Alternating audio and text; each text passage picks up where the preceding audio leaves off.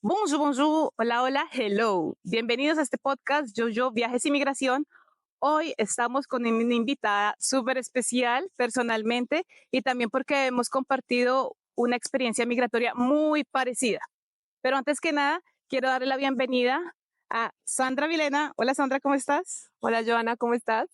Bien, antes que nada, quisiera que por favor te presentaras y nos dijeras como de dónde eres, dónde estás viviendo ahora, que nos digas un poco de ti misma antes de comenzar con este podcast.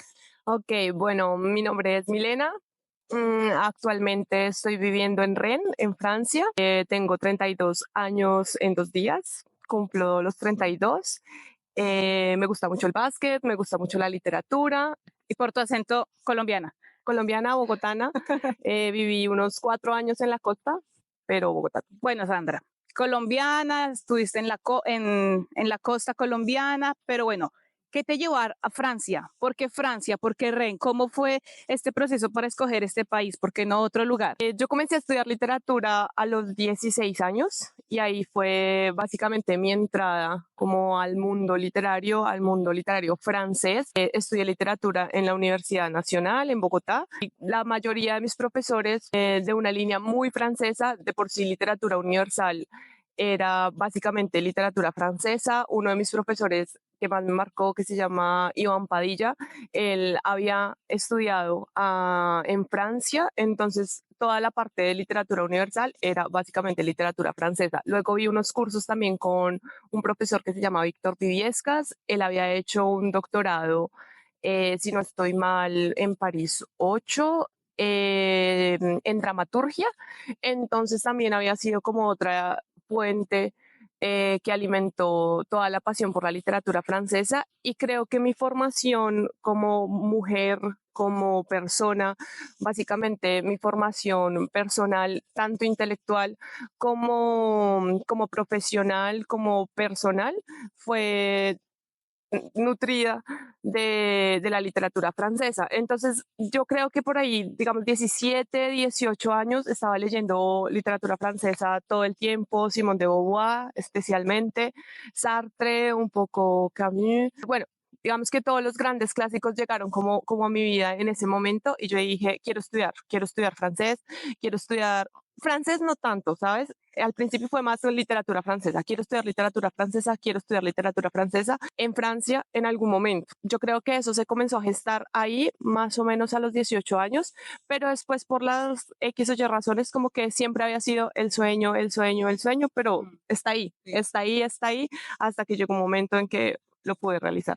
Sí, porque a veces uno cree que los sueños están allá y que nunca se van a hacer realidad, ¿no? Como si fueran imposibles, a menos de que un día ya tú te lo creas y digas, bueno, ahora sí voy a comenzar a trabajar por esto. O sea, como que no solamente el sueño está ahí, sino que hay un momento en que algo se activa, en que por lo menos en mí fue algo así, como algo pasó para que yo tomara la decisión de ya, es el momento, porque no puedo seguir alargando, alargando, o si no, el sueño siempre va a estar ahí y jamás uno lo va a conseguir. Y es como que viste la oportunidad y la tomaste, sí.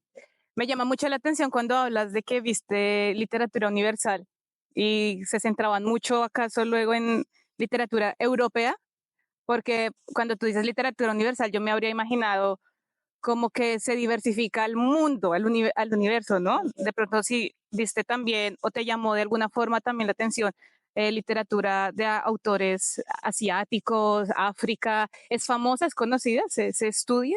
Bueno, yo creo que eso es uno de los problemas de la carrera de la Universidad pues, Nacional, que básicamente la fuente de canon es un canon occidental, es un canon patriarcal, es un canon que está hecho y que está formado bajo unas bases que ya se están como moviendo, ya se están cuestionando, y en ese momento sí, era francés, era muy europeo. Obviamente, pues la literatura francesa y la literatura española son como las dos fuentes muy importantes para lo que después se construyó también en Latinoamérica, porque pues literatura en Colombia empieza con la literatura también de la independencia, vamos a decir, quitando a la literatura eh, aborigen o la literatura indígena.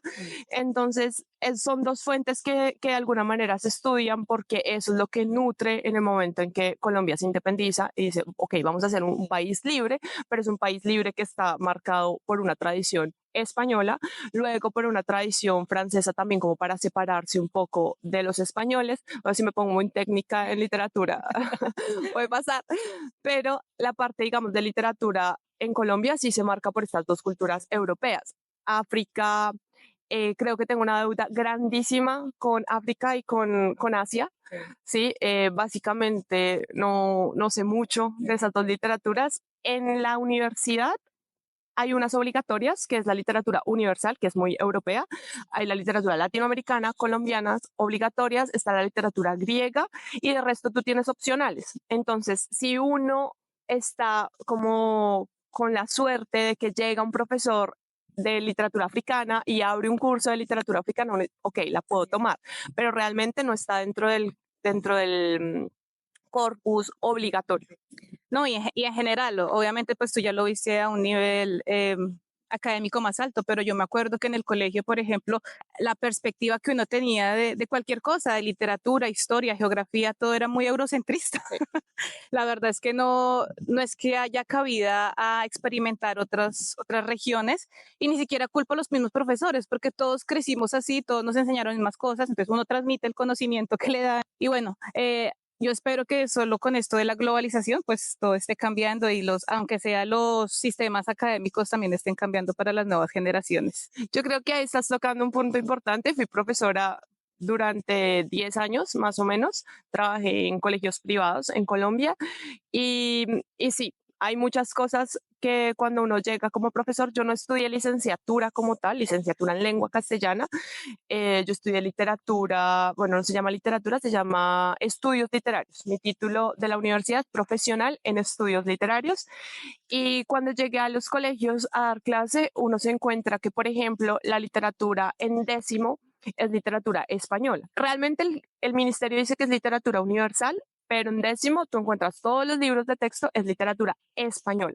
¿Sí? Y uno dice, ok, la independencia entonces, ¿dónde quedó? Si le dedicamos un año a ver literatura española muy fuerte de algunos movimientos que a veces pues uno no atrapa a los chicos o que son complicados porque no vamos a decir que el Quijote, leerse el Quijote en décimo es la maravilla.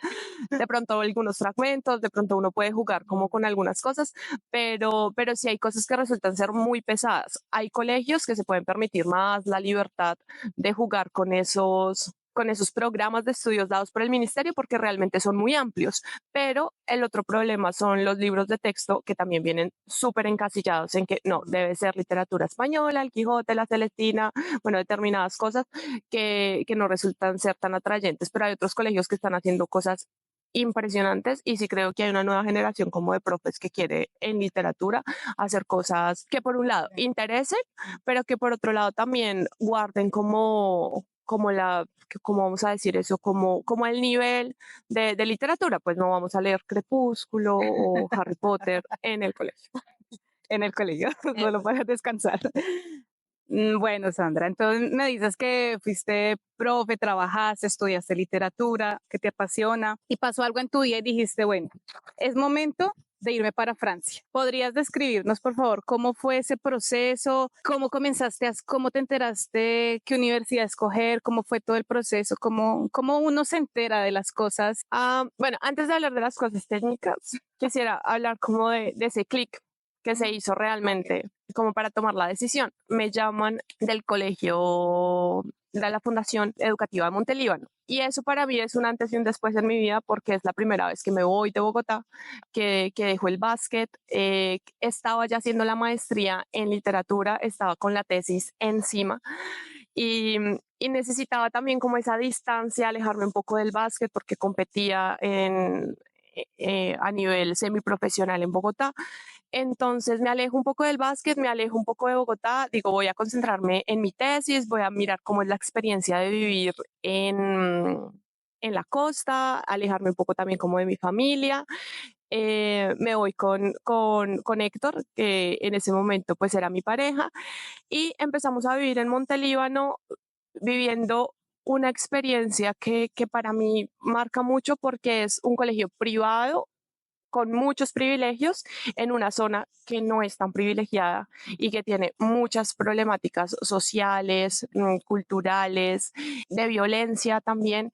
Entonces ahí es difícil, al mismo tiempo es emocionante como poderle llegar a esos estudiantes, porque bueno, el cambio es abrupto. Yo me concentro en mis estudiantes, me concentro en mi colegio, voy sacando la tesis un poco a poco hasta que por fin acabo la tesis y yo digo, bueno, ya acabé la tesis, ya quiero viajar, porque ya llevo mucho tiempo estudiando. Hice el colegio, hice la universidad, el pregrado, luego hice el posgrado. Entonces llegó el momento de viajar y pum, pandemia.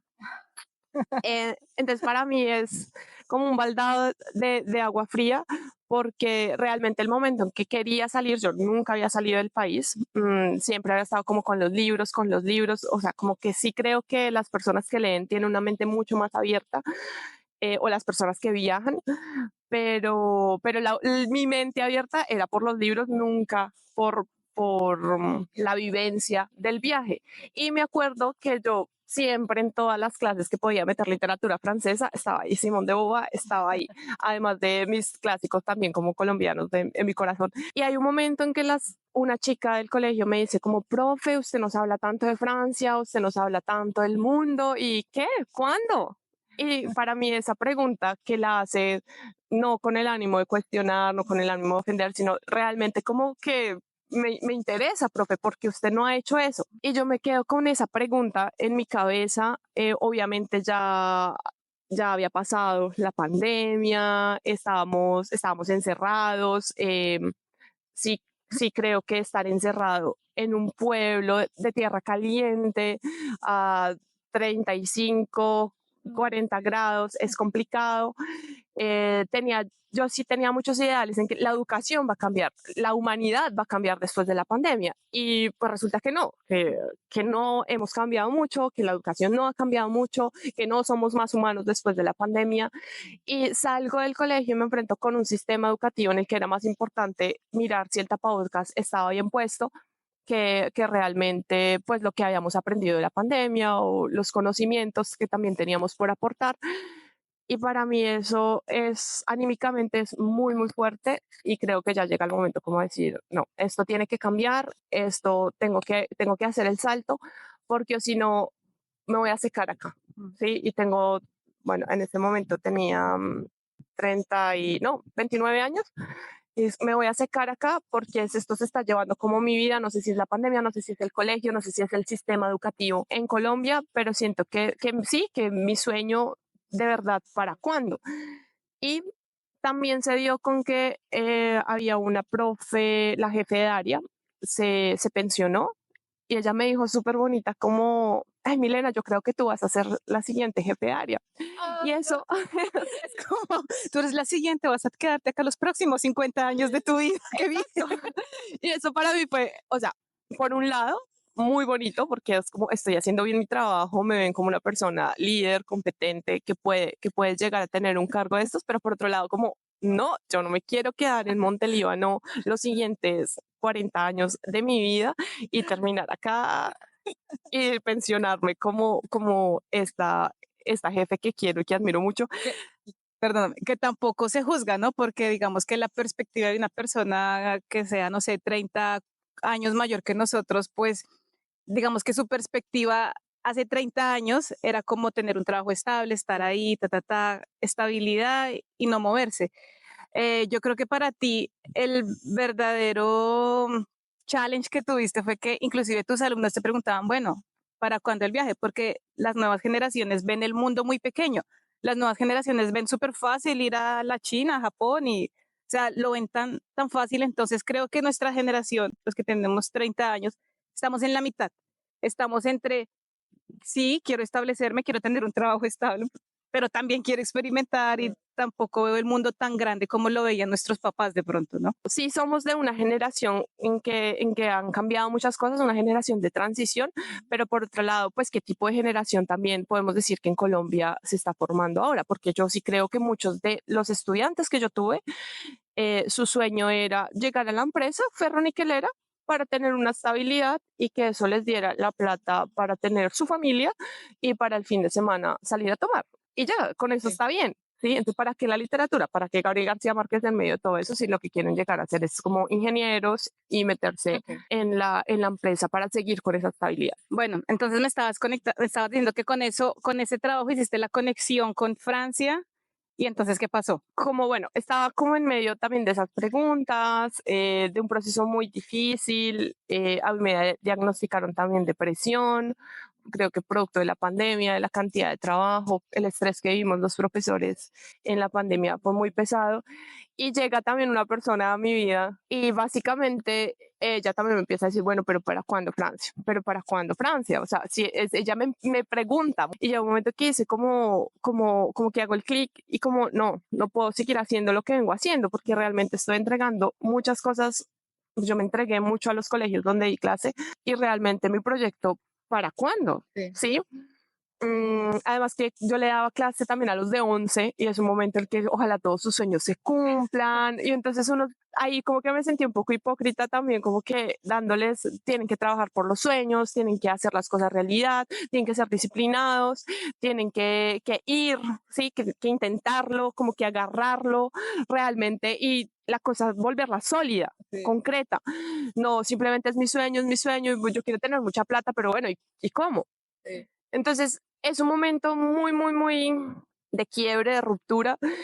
Y ya llega un momento definitivo en que yo estaba muy encerrada en Montelíbano, finalmente abren los espacios, podemos viajar, yo viajo a Bogotá en Semana Santa, me devuelvo a Montelíbano y después de ese viaje que había sido tan genial, tan maravilloso, yo entro como en una depresión mucho más fuerte, mucho más triste, yo como que realmente quiero salir de acá, quiero salir de Montelíbano, pero tampoco quiero llegar a Bogotá a seguir haciendo lo que estaba haciendo acá por menos plata, con más estrés. Entonces, yo llego a las vacaciones de mitad de año y esta persona se dedica como a cuidarme esa semana y yo creo que eso es importante porque hay un momento en el que tú sientes que todo se mueve, pero entonces por un lado estaba la estabilidad y por otro lado está toda esta aventura que sí, que de alguna manera tenemos epítetos muy positivos, la aventura, la emoción, pero también el miedo, pero también cómo voy a dejar estas cosas que tengo tan fuertes y que son tan sólidas en mi vida por algo que es lo desconocido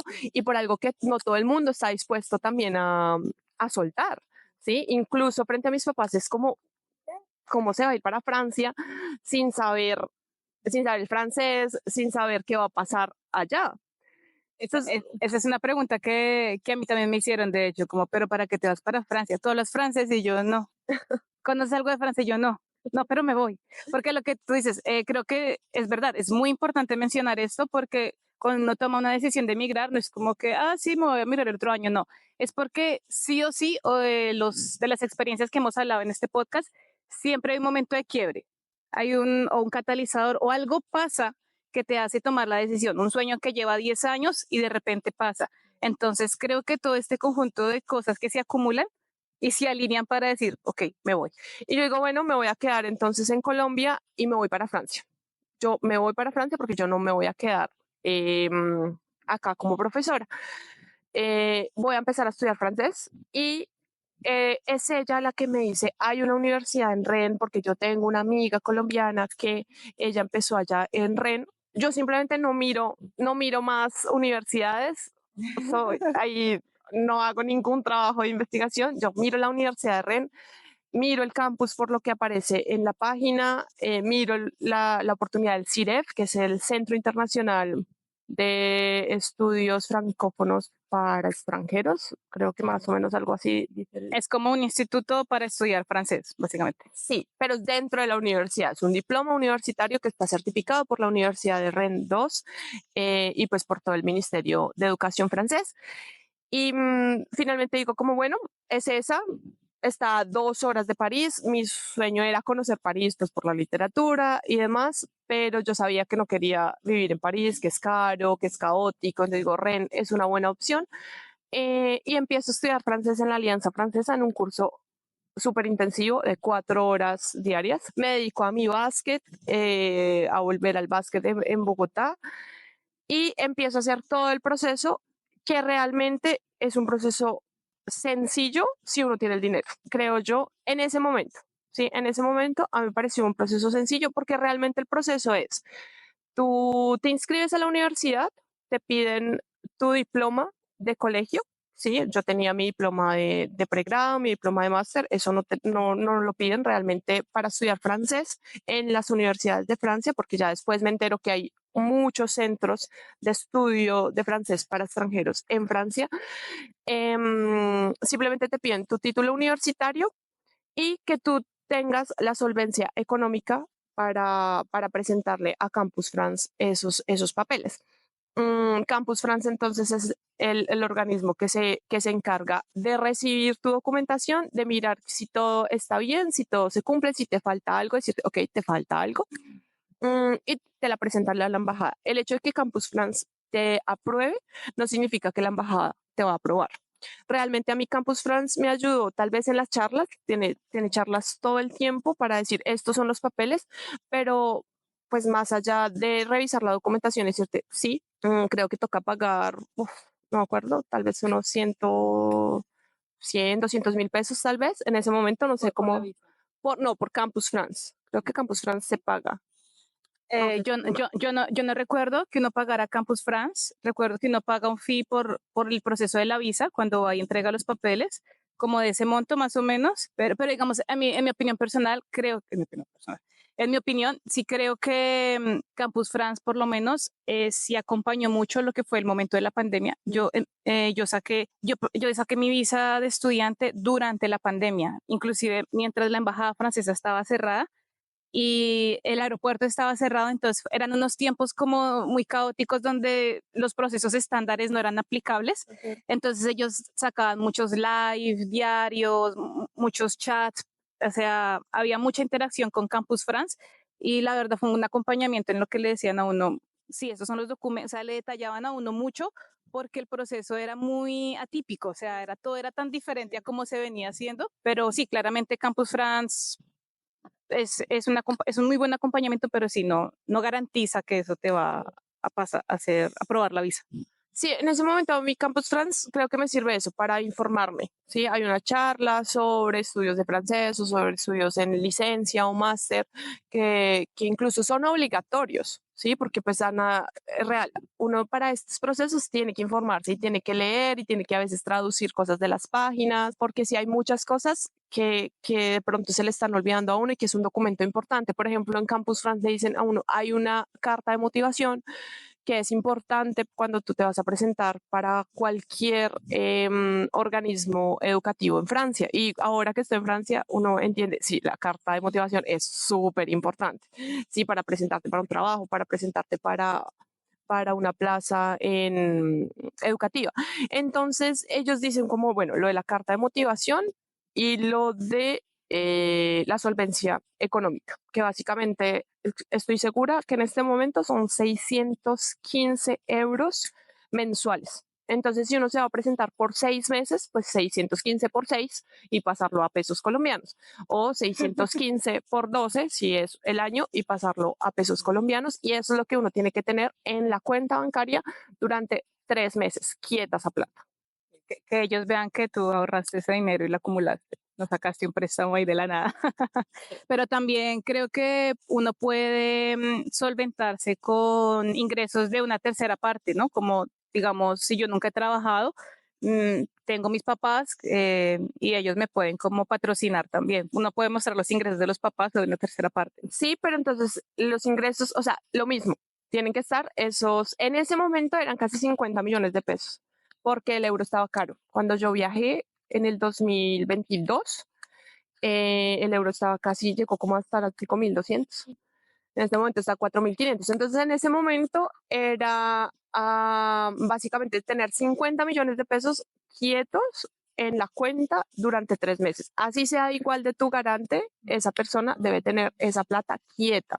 Es decir, que no, que yo pagué 5 millones y luego me entraron otros 5 millones. No, esa plata tiene que estar quieta. Eso fue lo que yo en ese momento como que entendí y traté de hacer, porque no es que la la cuenta se esté moviendo. Realmente a ellos les interesa que sí, que sea un ahorro estático.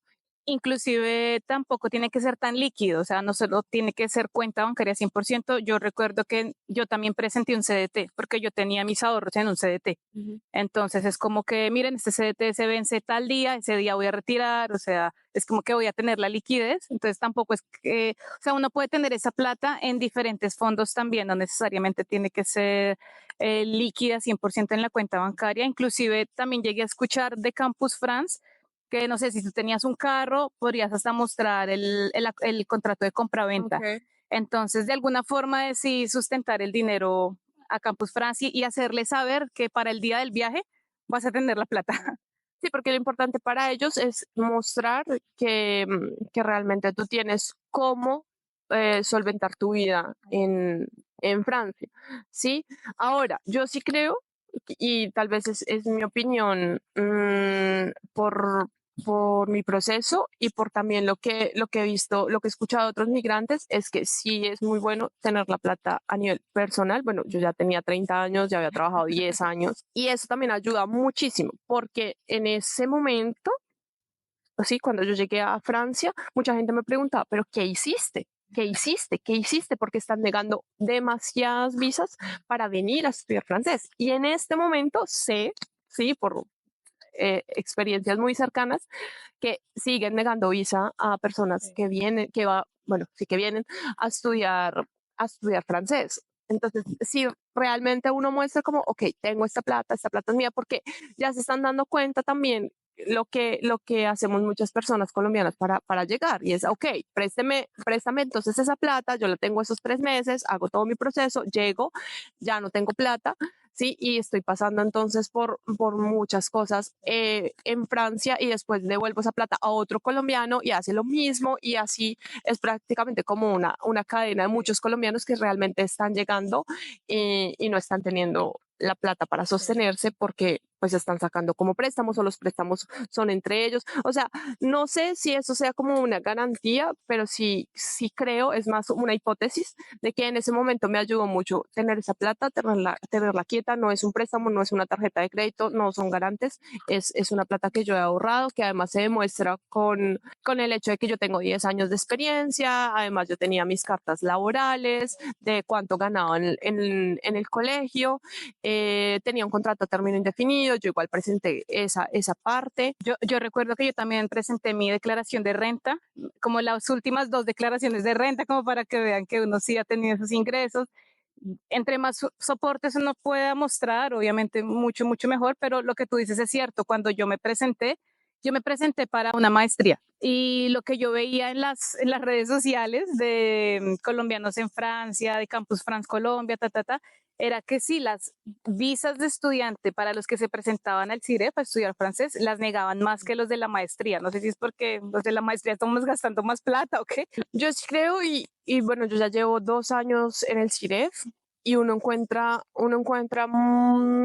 muchos casos, ¿sí? Y también es muy triste porque realmente es muy triste pensar que necesito entonces 50 millones de pesos quietos en mi cuenta bancaria durante 3 meses, que tampoco es una situación en la que muchos colombianos puedan darse el lujo de hacer eso. Entonces resulta siendo también como una salida para personas privilegiadas, para personas que tienen ese dinero o ganarse una beca, que igual los requisitos de ganarse una beca por personas en la Universidad Nacional, por ejemplo, que han pasado por estos procesos también son pesados, desde pasar un montón de documentación, de tener el inglés y de cruzar los dedos y ojalá yo sea seleccionado y sabemos que son muy pocos los seleccionados. Entonces, resulta ser como muy triste esa situación, ese panorama. Y por otro lado, también llegas a Campus France, perdón, al CIREF y te das cuenta también de que hay colombianos, porque no voy a decir que he conocido gente de México, de Bolivia, de Chile, no, hay colombianos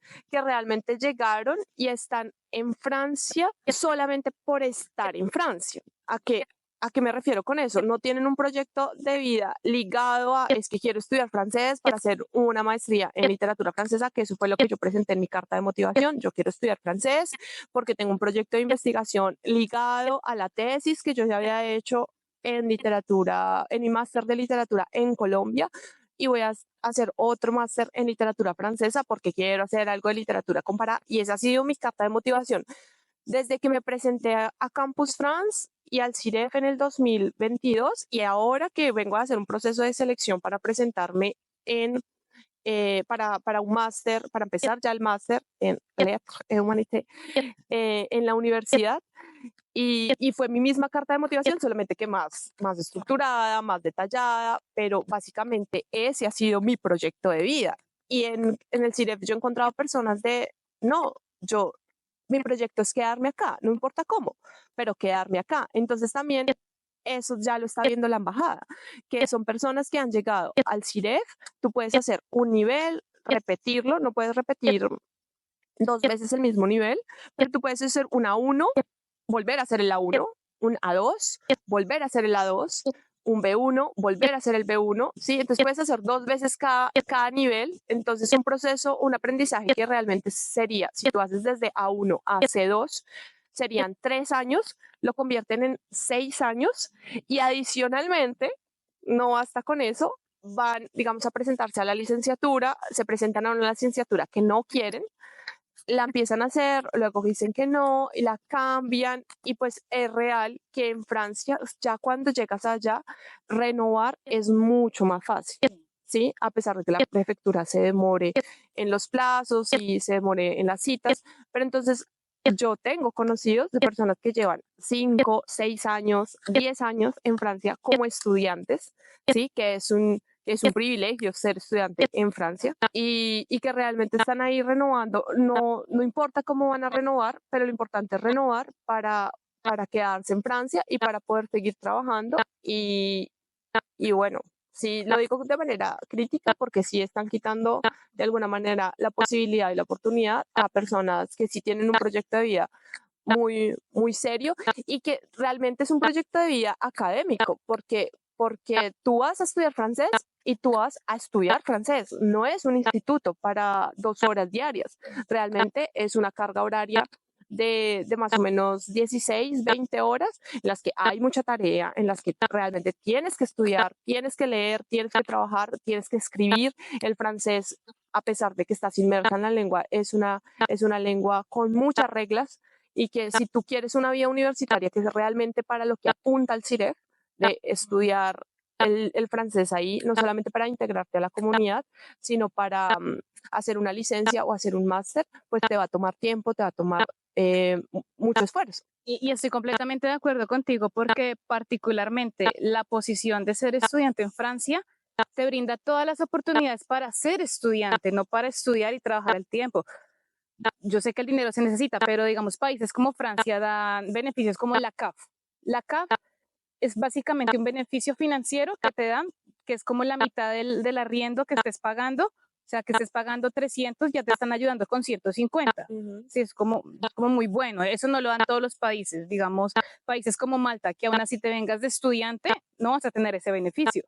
En Francia tú también tienes beneficios de ir a recibir mercados gratis solo por ser estudiante. Solo te tienes que inscribir en una lista y vas a tener mercado. Solo con mi carnet de estudiante voy y me dan y no tengo que pagar nada. Entonces, como que hay muchos beneficios que uno dice, bueno, puedo concentrarme en mis estudios. Inclusive, se puede trabajar.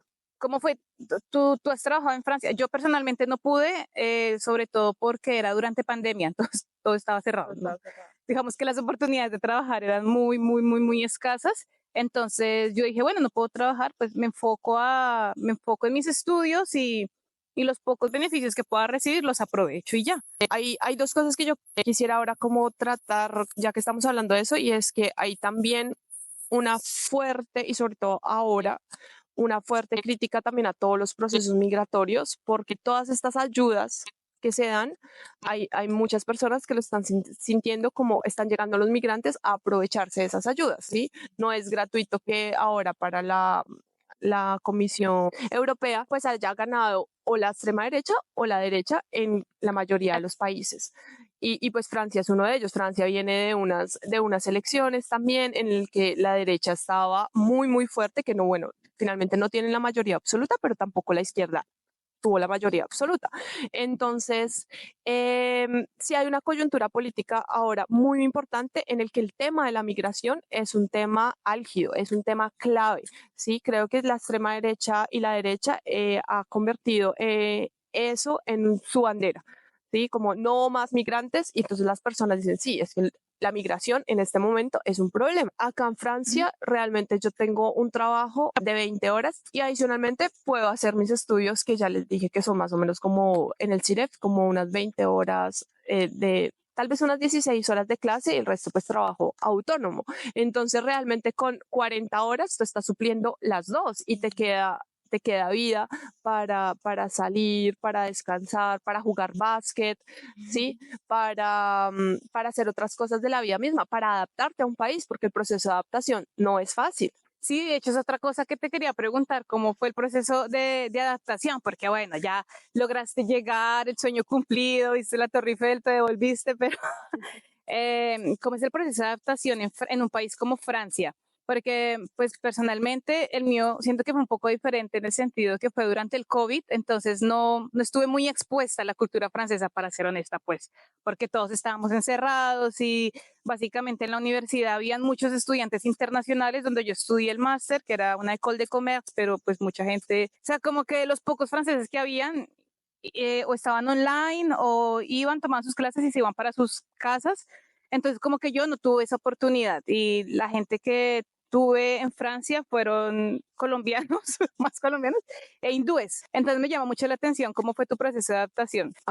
Yo creo que es un proceso de adaptación fuerte con la cultura francesa en particular. Rennes es una ciudad acostumbrada al estudiante, al migrante. Encuentras personas maravillosas, encuentras personas abiertas, personas curiosas por tu cultura, pero también encuentras muchas personas que por el hecho de que eres migrante y que no sabes o no dominas el francés, hay una distancia y una distancia muchas veces como infranqueable, ¿sí? Yo llego, tengo contacto con dos colombianos que me ayudan a hacer todo el proceso, que son cosas sencillas, son cosas técnicas, pero cuando uno no sabe, se puede volver un dolor de cabeza. Sí, creo que fue una de las mejores cosas que me pasó en ese inicio de tener dos personas que no sé cómo conseguir una casa, una habitación, un arriendo, cómo es el proceso y también pues te encuentras con que yo llevaba 10 años viviendo pues en pareja, pero viviendo sola, independiente.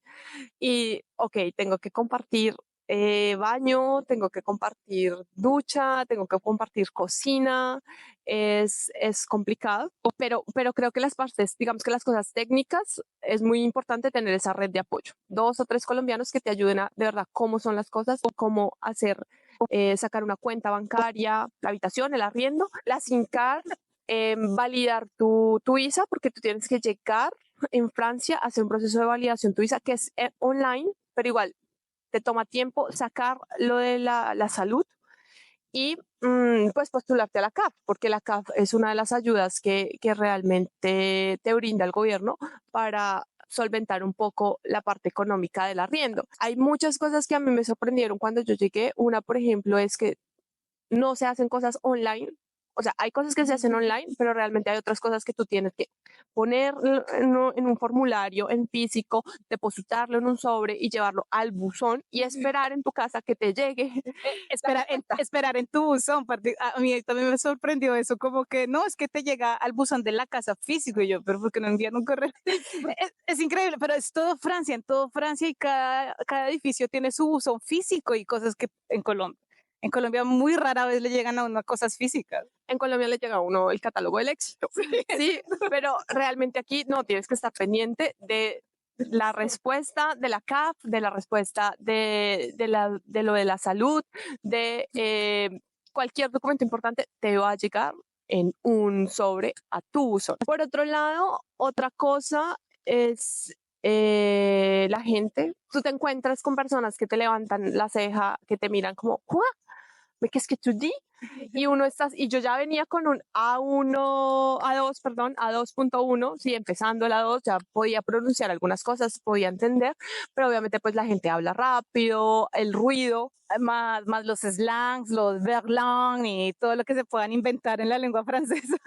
Y no sé si a ti te pasó, pero también cuando llegué a Rennes, particularmente, pues descubrí que también ellos tienen un idioma que es el bretón. Ajá. Y ves cosas en bretón y uno dice como, ¿qué? Luego acá no se habla francés. Pues obviamente no es como la generalidad, pero pues para mí fue algo que me sorprendió también. Sí, sí hay muchas cosas que realmente no entiendes y que también tu cerebro está como con mucha información, ¿sí? Además tienes que ya empezar las clases, ¿no? O sea, además de encontrar todas estas cosas de papeleo técnico que son importantes para vivir, empieza ya las clases, está lo normal de integrarse a un grupo de personas, a un sistema educativo, volver a estudiar. Sí, también te encuentras con muchas cosas del servicio, por ejemplo, en los restaurantes, que son personas que a veces son fuertes, que son tajantes, que son distantes. Entonces, eso por un lado, como que al principio pues era duro. Por otra parte, está el hecho de conseguir trabajo, porque uno dice, ¿en qué momento se me va a acabar el dinero que yo tengo? No puedo, y uno empieza a hacer todas las conversiones. Entonces, 5.200 no puede ser, un café me cuesta 2 euros, estoy pagando 10.000 pesos por un café, no puede ser, esto se me está saliendo de control. Y así pues con todo, ¿no? Con un pan, con las cosas de aseo que tienes que comprar porque llega sin nada. Entonces, la forma más fácil de conseguir trabajo es hacer aseo. Y empiezo a hacer aseo, consigo trabajo súper rápido, ¿sí? Se supone que siempre hay como para hacer aseo. Aprendí cosas y tomé una decisión que en ese momento muchas personas me criticaron porque yo dejé el aseo. Dije, no, no puedo seguir en un trabajo que me está quitando paz. ¿Y qué hiciste entonces? ¿Cambiaste de trabajo? No, me quedé desempleada. Yo estaba hablando con una colombiana que estaba jugando en Saarbrück. Yo estaba jugando básquet en Saarbrück, que Saarbrück es más o menos a 40 minutos en carro de Rennes. Entonces yo estaba jugando básquet con ese club. Ellos me dijeron, bueno, tal vez hay alguna posibilidad, vamos a mirar, nosotros conocemos acá mucha gente, vamos a mirar a ver si podemos conseguir algún trabajo. Y entonces estas personas empiezan como a colaborarme y hay una en particular que me dice, tranquila, vamos a encontrar, armemos la hoja de vida, empezamos a pasar hojas de vida por todo lado. Me empecé a presentar en ayudas para tareas, como yo. ¿Qué es eso? Se llama Completude y hay otra que se llama, olvidé el nombre. Hay varias en Francia que son unos lugares que contratan a algunos estudiantes para hacer acompañamiento de tareas en algunas materias. ¿Pero es una plataforma en internet o qué es exactamente? ¿O un instituto? ¿Qué es? Es una plataforma, sí, es una plataforma, pero yo llevé la hoja de vida. Realmente yo llevé la hoja de vida, pero sí funciona como una plataforma porque tú puedes dar clases tanto virtuales como presenciales. No me salió ninguna clase, pero fue muy bueno para enfrentarme a una entrevista de trabajo. Sí, en francés. Y ahí también fue como, ok, lo puedo hacer. Sí, tal vez no me dieron el trabajo, pero salía contenta, me pude desenvolver. Eso me ayudó mucho como a ganar seguridad. Finalmente pasamos una hoja de vida en Decathlon. En Decathlon me llaman, yo hago clic con la persona que quiere, pues el jefe, y resultó trabajando en Decathlon para el mes de diciembre. Yo empecé en el CIREF haciendo A2. Entonces yo acabo el nivel A2 y por mis resultados yo no sigo en B1, sino que hay la posibilidad de subirme a B2. Entonces yo digo, bueno, aquí esto está dando frutos, no como yo quisiera, no tengo el trabajo de mis sueños, pero veo que estoy avanzando y veo que en el francés me está yendo bien, veo que ya me puedo comunicar. Y entonces trabajaste después en Decathlon, pero tengo entendido que hoy en día tienes un trabajo, ese también fue así, enviando hojas de vida, del voz a voz. No hay una plataforma que uno diga, no sé, como eltrabajo.com, no hay nada donde no pueda subir las hojas de vida. Sí hay, está LinkedIn, está también Indeed, pero realmente tú te das cuenta, y esa fue mi experiencia y mucha gente me dijo lo mismo, como tú puedes aplicar, pero lo que funciona es ir a los lugares, llevar la hoja de vida, porque son muy de llevar la hoja de vida en físico.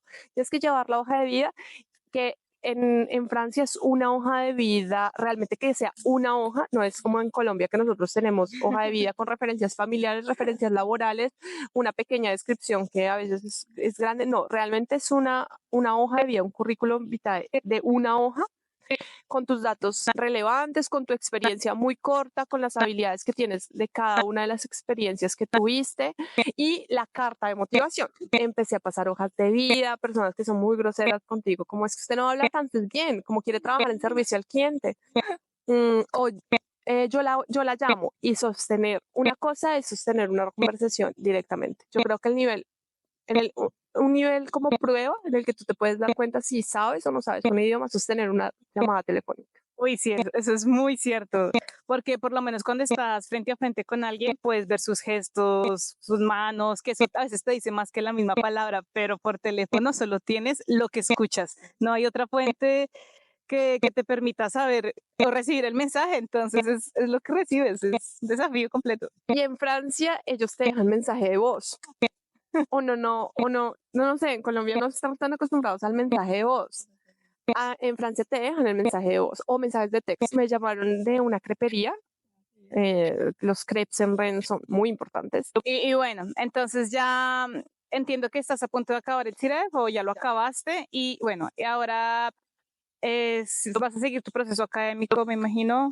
Sí, ya desde ese febrero yo sigo en la crepería, en este momento sigo en la crepería y para mí eso es un aprendizaje, ya la parte como oral y todo como súper bien, la parte escrita ya es en el CIREF y pues venía como la parte a la que le tenía un poco también como de miedo, de respeto y es encontrar el máster. No es fácil, no es fácil pasar. Tenemos que hacer presentar muchas solicitudes. Ahora hay un proceso nuevo que la plataforma Monmaster es una plataforma que se encarga básicamente como tú tienes ahí que hacer todas las aplicaciones para las universidades. Es una plataforma que se encarga como de recibir todas las aplicaciones para mandarlas a las universidades que tú te quieres presentar. Tienes que hacerlo a través de esa plataforma. O sea, no lo haces a través de la página de la universidad, sino a través de Monmaster. Que es lo mismo en la licencia que Parcoursup, que es una plataforma en la que tú subes tu hoja de vida, tus datos personales para que ahorrarte el proceso de tener que hacer eso mismo en muchas páginas de las universidades. Y ahí tú haces tu carta de motivación, tu hoja de vida, hay un lugar que se llama el Centro de Migración Internacional, el CMI, súper bueno, que es el que se encarga de informar a los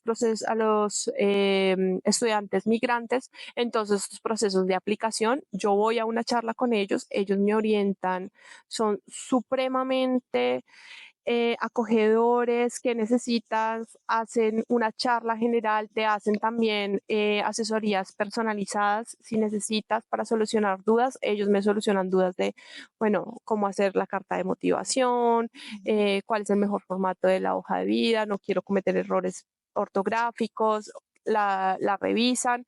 La universidad también tiene un acompañamiento. ¿Y es gratis esa asesoría del Centro Internacional de Migración? Sí, del CMI es gratis, de las universidades, de la Universidad de Rendos también. Y como eres estudiante del CIREF, tú eres estudiante de la Universidad de Rennes. Entonces tienes todos los beneficios, pues porque eres estudiante de la universidad. Y bueno, yo hago todos los procesos, o sea, hice todos los procesos con el CMI, pedí las citas personalizadas hasta que me revisaran mi carta de motivación y empecé a hacer el proceso de Moon Master que abre más o menos en marzo. Y uno más o menos tiene un mes para hacer todas las solicitudes. Uno se puede presentar a máximo 15 solicitudes de universidades y 15 solicitudes con stage. Entonces, en total tienes 30 opciones. El consejo que da mucha gente es preséntese a todo, porque pues entre más opciones, pues obviamente mucho mejor, más alta la posibilidad de que uno quede. Finalmente también es mucho trabajo, entonces hay que revisar, ahí sí hay que entrar a la página de la universidad, qué es lo que quiere la universidad, cuál es ese perfil, hacer una carta de motivación para cada una de las cosas a las que te vas a presentar para que apunte realmente a lo que ellos están esperando. Yo me presento a 7 y pasé a casi todas. La única que me rechazó fue Nantes, pero pasé a casi todas. Pero creo que, o sea, una de las cosas que mucha gente me dijo como, usted va a pasar, fue por mis notas. O sea, la parte académica es muy importante si uno quiere hacer un máster o una licencia y está compitiendo, obviamente, con franceses, porque aquí ya la competencia no es con las personas del CIREF, que son extranjeros, sino que ya entra realmente a que hay muchos estudiantes franceses que están presentándose, perdón, al máster al que tú quieres presentar. Entonces ya vas a comenzar el máster y ahí vamos. Y ahí va. Bueno, Sandra, ya como para concluir, ¿Qué consejo le darías a alguien que esté pensando, que tenga este sueño y que lo tenga ahí en stand-by? Si es un sueño, o sea, si realmente es con ese condicional de si es un sueño, arriesguese, ¿sí? Arriesguese. Uno aprende muchas cosas, uno aprende de francés, aprende la cultura, aprende cosas de uno mismo. Creo que eso es lo más valioso. Yo no soy la misma efectivamente de hace 2 años. A pesar de todas estas cosas difíciles que he pasado, es un proceso de construcción y de deconstrucción también, de acomodar cosas, de ese momento como de uno soltar y soltarse un poco en el vacío, como el momento también de pensar en uno, de quién soy, cómo quiero ser, porque igual también es un proceso como de construcción personal. Y yo sí creo que hacer las cosas, ese es mi consejo, tal vez como profe, como de hacer las cosas bien. Sí, o sea, realmente aprovechar las cosas. El CIREF es costoso, pero también la educación del CIREF es muy buena. Sí, hay que aprovechar el CIREF, hay que hacer la tarea. Muchas gracias, Sandra, por toda esta experiencia que nos has dicho en los últimos 2 años de tu vida y antes. Inclusive si algunos tienen más preguntas acerca de migración en Francia, háganmelo saber en los comentarios porque yo puedo también responder, aunque lo que dijiste también fue muy valioso. Y pues nada, nos vemos en un próximo podcast. A bientôt. Chao.